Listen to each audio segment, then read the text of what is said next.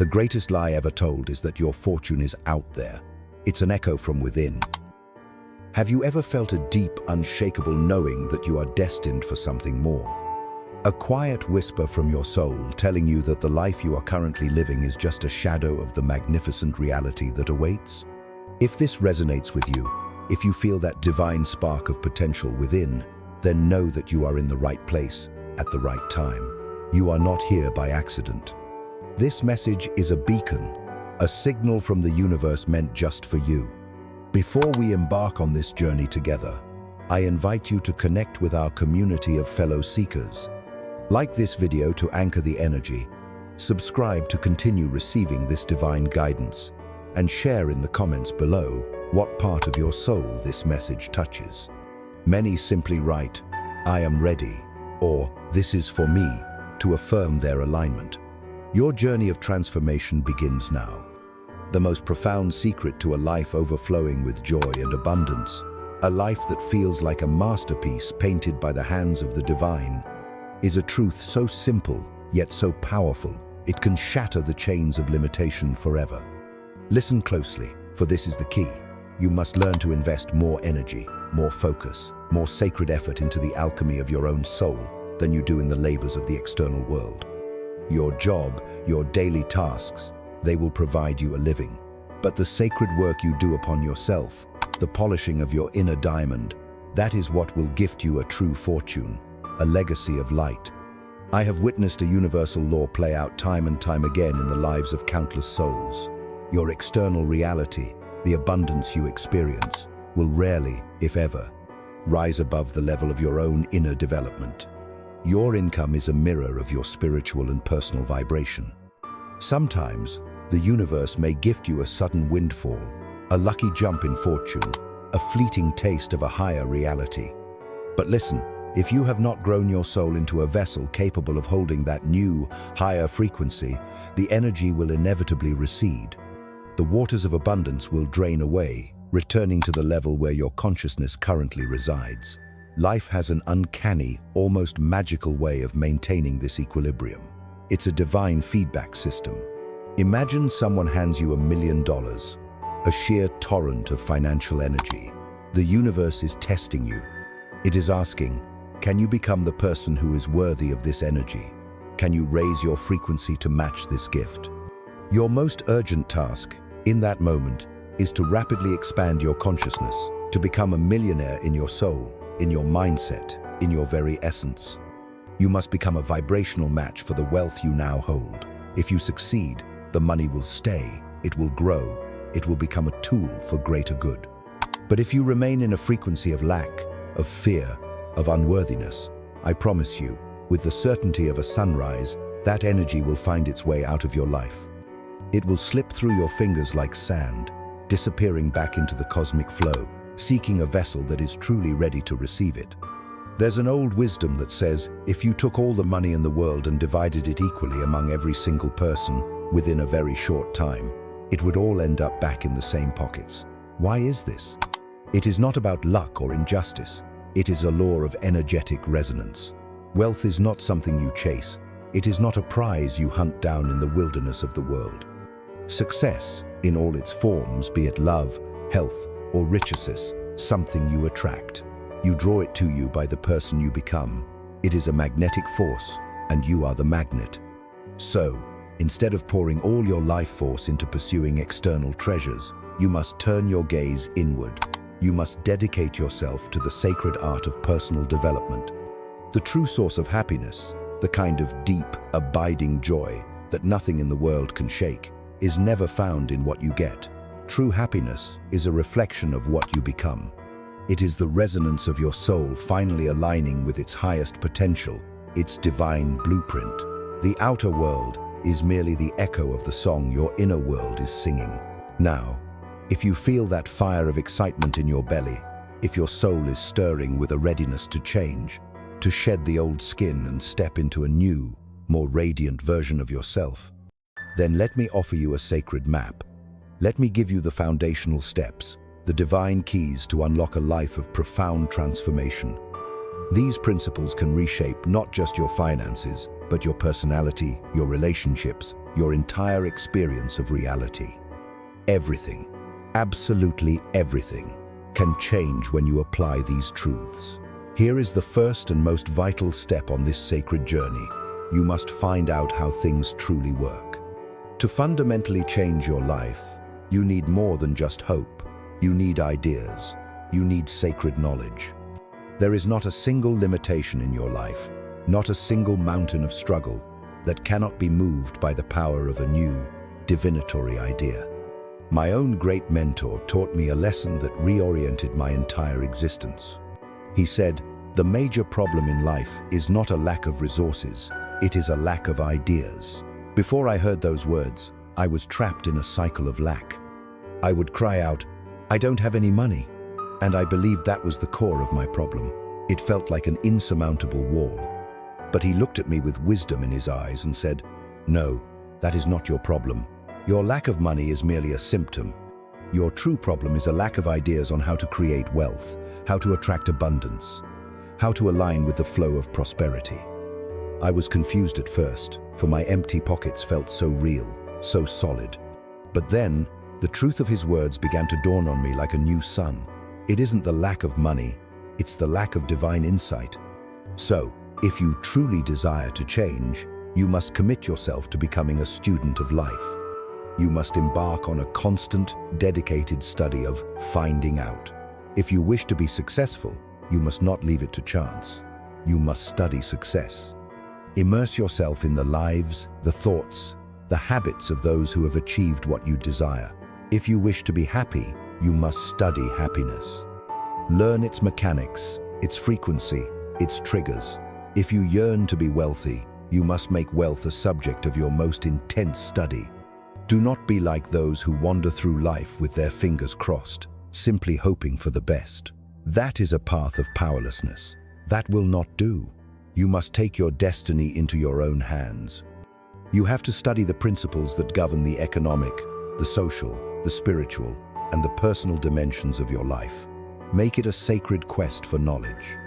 And as my mentor also taught me, when you discover a piece of wisdom, a golden nugget of truth that works, you must capture it. Write it down in your journal. Do not use your precious mind as a mere filing cabinet. Your mind is a creative altar, not a storage closet. Put the information into your journal so that you can engage in the next essential practice, repetition. Go over it again and again. Repetition, repetition, repetition. This is how you burn a new truth into your subconscious mind, how you carve a new neural pathway in your brain. And if you repeat it, if you go over it, if you meditate on it, I promise you, on some mysterious, magical day, that idea will take root in the garden of your soul. It will begin to grow, and you will see its fruits manifest in your bank account, in the way you carry yourself, in your personality, in your entire lifestyle. Now, if you are truly curious, let me give you the 3 primary ways to find out, to gather the sacred knowledge that can change absolutely anything in your life. Any life direction, any dimension you wish to alter, can be transformed through these practices. The first way is to read. All of the truly successful, enlightened, and abundant people I have ever known are voracious readers. Their curiosity is a relentless fire that drives them to consume knowledge. They have to know. They read and read and read. You must become self-educated. A standard education from the world will get you standard results, and you can look around and see if that's what you truly desire. But if you want to go beyond the standard, if you want to achieve the extraordinary, you must become self-educated. One of the most powerful ways to learn is from your own experiences, but a smarter, faster way is to learn from other people's experiences. A single book, the condensed wisdom of a lifetime of trial and error, might save you 5 years of struggle. Did you know there are books on absolutely everything you desire to become? There are books on how to be stronger, how to be more decisive, how to be a powerful speaker, how to be a compassionate leader. There are books on how to have a more profound effect on other people, how to develop a magnetic personality. Did you know that? Did you know that hundreds of the most successful people in history have written down their stories, their secrets, They're blueprints for greatness in books. And yet, so many people don't read them. How would you explain that? Now, you don't have to stay up reading all night, but make this a sacred vow to yourself. Commit to at least 30 minutes a day. 30 minutes a day dedicated to reading something positive, something challenging, something inspirational, something instructional. Become a good reader. And remember, this is my guidance, but you must ultimately decide for yourself. Listen to many teachers, but don't be a blind follower. Be a discerning student. Here is the second way to change your life. Learn to listen. Get yourself into the energetic field of successful, high-vibration people and just listen. Absorb their frequency, their vocabulary, their way of thinking. Now, you can also learn from unsuccessful people. In fact, you should take notes on both the positive and the negative. Find out what poor-minded people read and don't read it. That is valuable information. Learn from the negative as a cautionary tale, but you must also learn from the positive. I've often given this piece of advice, and it's some of the best I have. Poor people ought to take rich people out to dinner and just listen. Now, of course, the immediate response is, well, if he's rich, let him buy his own dinner. I'm not coming up with any money for that. And that, right there, is the very mindset that keeps one trapped. That person is thinking, I'm lucky to get my own supper, let alone trying to find a rich man to feed. And so, they remain behind. You must understand, if a person is not doing well, one of the most powerful things they could ever do is find someone who is doing well and offer to buy them dinner. Spend the $50, the $100, go for the full 9-course experience. Because if you can get a successful person to eat and talk with you for 2 hours, they are liable to drop ideas and insights into your lap that could change your life forever. They could give you a key that multiplies your income by 2, by 3, by 5. But you're right, most people won't do it. They don't see the value. And here is the third way to find out how to change your life. Observe. You can pick up a treasure trove of ideas just by watching. Get around successful people and watch what they do. Here's why this is so powerful. Success leaves clues. It leaves a trail. Watch how a master shakes hands. Watch how a leader responds under pressure. People who do well do certain things over and over and over. And if you are clever, if you are a keen observer, you can pick them up. You can model them.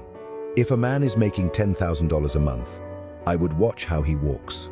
Maybe that's the secret. Someone might say, well, that's a silly walk, but it's a $10,000 walk. I may not have the money yet, but I've got the walk. It's bound to start somewhere. What I ask of you tonight is to become an unusual person, a good observer of what is going on around you. You can pick up ideas that will change your life, starting tomorrow, just by becoming a more careful, more conscious observer. Now, remember, there are 2 ways to see. One is called sight. This is what you do with your eyes. The other is called insight. This is what you do with your mind. See with your eyes, and you'll see things. See with your mind, and you'll see answers. You must put both your eyes and your mind to work. And the best advice I can give you on developing both sight and insight is to simply pay attention. Don't miss anything. Wherever you are, be there. Be fully present. Excellent. Now, we've lingered on this first step for a reason, because finding out how things work is the foundation of all personal development. The second step is this: go to work. If there is one thing in this world to get truly excited about, this is it. Get excited over your God-given ability to make yourself do the necessary things. What could you make yourself do, starting tomorrow? That would change everything. There is no telling the power that lies dormant within you. And see, that is exciting. On any given day, you can choose to massively change the entire direction of your life. The key to discipline is to start with the small things. Start with the little disciplines. Get excited over mastering them. Get right on those, because those small victories will lead to the big ones. You cannot handle the great challenges in life unless you first take on the little ones. So, make a list of all the things you can do and get right on them. Discipline yourself for those tasks, both for the external results they will bring and for the internal muscle you will build. It is a practice, so that when life hands you the big challenges, you will be ready. You will have the muscle. But you see, if you don't handle the small disciplines, if you let the little things slide, you'll never be able to take care of the big ones. Here's what else it takes for a profound life change: self-motivation.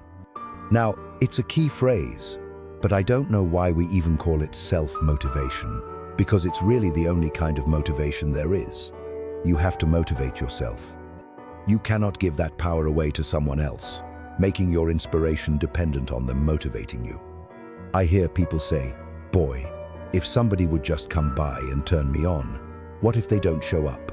You see, you have to have a better plan for your life than that. You must now take action on what you have found out.